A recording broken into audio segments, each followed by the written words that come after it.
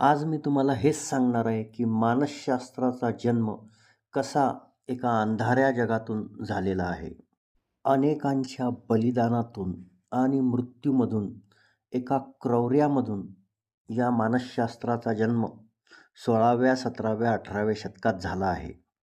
1000 वर्षापूर्वी मानवाला हा प्रश्न पडला होता, की आनंद, दुःख व इतर आपल्या सर्व भावना या मुळात निर्माण कोठून होतात?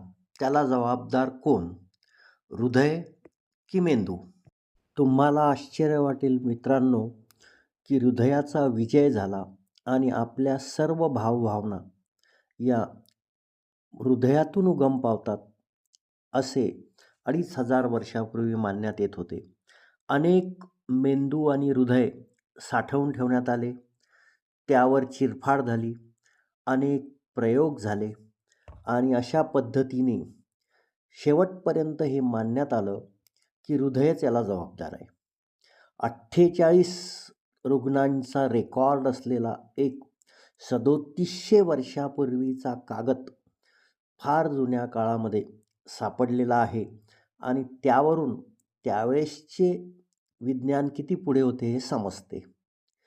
एकंदरच आपल्याला असे दिसते, की मानवाचा आनंद, दुःख, त्याला होणाऱ्या वेदना, द्वेष हे कोठून आले बरे? तर हिपोक्रेट्सने पहिल्यांदा सांगितले, की याचा उगम हृदय नसून मेंदू असला पाहिजे आणि ही बदलाची एक सुरुवात त्यावेळेस होती. नंतर आलेले अनेक विचारवंत जसे प्लेटो, सॉक्रेटिस, ॲरिस्टॉटल यांनी त्यावर विचार मांडले. ते विचार मांडत असताना जो कालखंड गेला तो ख्रिस्तपूर्व 460, ख्रिस्तपूर्व 380 असा गेल्यानंतर मधला सगळा कालखंड अगम्य आणि आपल्याला माहिती नसलेला आहे.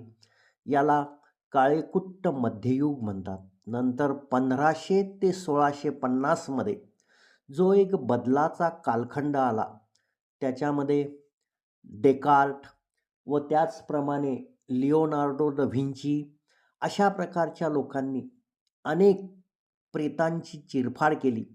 त्यामध्ये स्मशानात जाऊन त्यांनी प्रेत मिळवले आणि त्यावर चिरफाड करून अनेक प्रकारचे संशोधन या 17व्या शतकामध्ये झालेले आहे. एकंदरच मानवाच्या असे लक्षात आले, की अनुभव हा महत्त्वाचा असून अनुभव हा हृदयापेक्षा